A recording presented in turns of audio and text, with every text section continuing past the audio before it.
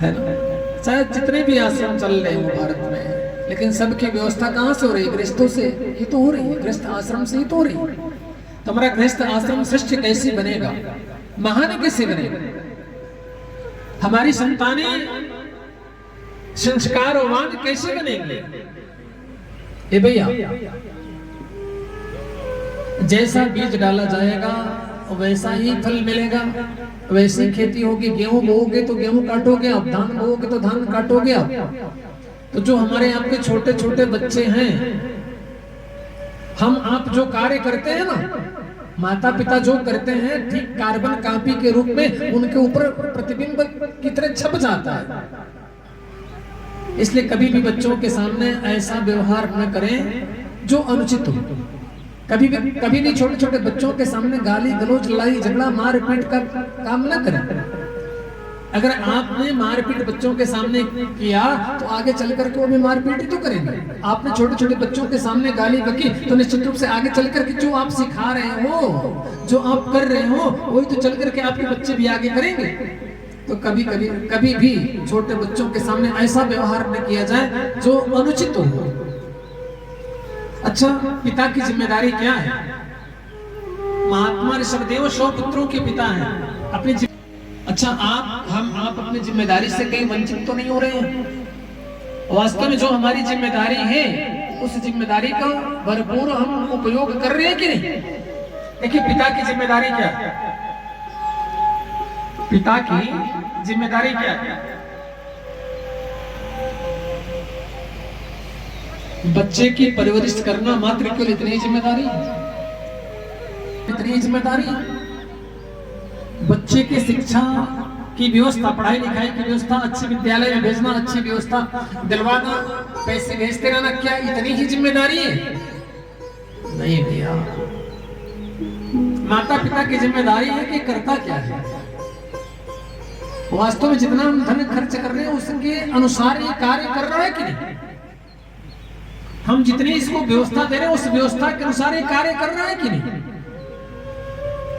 कैसे बोलना चाहिए, कहां बोलना चाहिए, कितना बोलना चाहिए, कैसे उठना चाहिए, कैसे बैठना चाहिए, ये संस्कार बच्चों में कौन सिखाएगा? बड़ों का सम्मान करना छोटे छोटे बच्चों को कौन सिखाएगा? बच्चों को माता पिता ही तो सिखाएंगे। अगर बचपन में ये सब शिक्षा नहीं मिली तो विद्यालय के ज्ञान से, विद्यालय के शिक्षा से संस्कार नहीं आएंगे। जानकारी हो सकती, डिग्री मिल सकती है, लेकिन छोटे छोटे जो बच्चे हैं ना, कार्बन कॉपी की तरह हैं, उन्हें तो माता पिता ही सिखाएंगे ना। उनके अंदर सारे गुण माता पिता ही तो डालेंगे ना।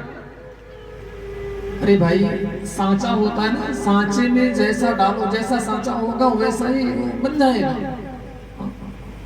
तो माता पिता को निश्चित रूप से बच्चों के लिए हर समय ध्यान देना चाहिए।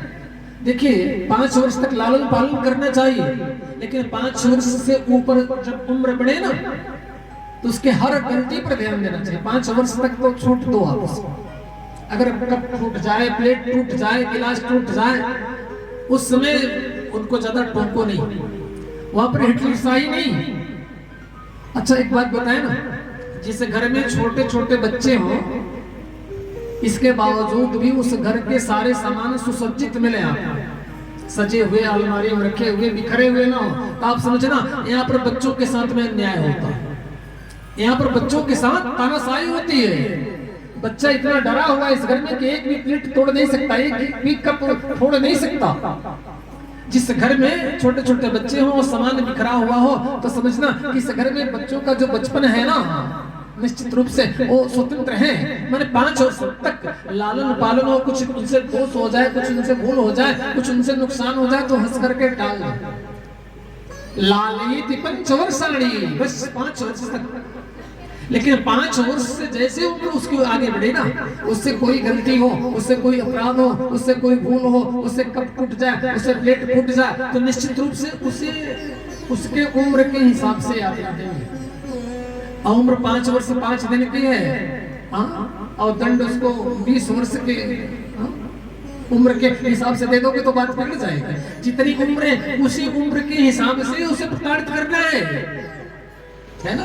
लालित 5 वर्षाणी 10 वर्षाणी ताड़ित, ध्यान दीजिए, निगरानी कीजिए, कोई अपराध तो नहीं हो रहा, कोई गलती तो नहीं हो रही। अगर इस संस्कार के अनुसार आपने ध्यान देकर के बच्चे को आगे बढ़ाया तो प्राप्त तो खोट से और से 16 वर्ष की अवस्था आते आते वो परिपक्व एक योग्य मित्र की तरह आपको सलाह देने वाला निकल जाएगा और आप गर्व करोगे कि हाँ मेरा बेटा है। वो जहां भी जाएगा ना, जहां भी बैठेगा ना, जहां भी उठेगा ना, वो पिता के नाम को रोशन करेगा। निश्चित रूप से कोई भूल नहीं हो सकती, लेकिन शुरुआत में आपने ध्यान नहीं दिया। हर माता पिता को अपने बच्चों के गलती पर ध्यान देना चाहिए, उन्हें समझाना चाहिए ये कोई उचित है, यह अनुचित है। महात्मा ऋषभदेव के 100 पुत्र हैं ना, सभी को अपने पास में सायंकाल के समय बुलाता। गृहस्थ जीवन का यह नियम है कि पूरे परिवार के लोगों को, जितने भी परिवार में सदस्य हो ना, सुबह काम पर निकल जाएं, जिसकी जो ड्यूटी है, विद्यालय वाले विद्यालय चले जाएं, दुकान वाले दुकान चले जाएं, जिसका जो भी काम है, जिसकी जो जिम्मेदारी है, उसको ईमानदारी से करें। लेकिन एक समय निश्चित होना चाहिए। पहले हिंदुओं का समय निश्चित था, एक ऐसा समय निश्चित करो सुबह से लेकर शाम तक के बीच में जो आपके लिए अनुकूल हो। अब पूरे परिवार के सदस्यों को एक साथ बैठना चाहिए, एक साथ बैठ करके सुबह से लेकर के शाम तक की चर्चा होनी चाहिए। कहाँ गए, क्या किए, कैसा आज का दिन रहा, और उसी में 10 मिनट 20 मिनट आधा घंटा का ऐसा समय हो कि आध्यात्मिक चर्चा हो, अध्यात्म चिंतन हो। रामचरितमानस हो, श्रीमद् भागवत महापुराण हो अथवा श्रीमद् भगवत गीता, उसकी चर्चा प्रत्येक हिंदू परिवार में एक निश्चित समय पर प्रत्येक दिन होनी ही चाहिए। घर का एक व्यक्ति जो पढ़ा लिखा हो वो भगवत चर्चा को करे और बाकी सबके सब लोग जो है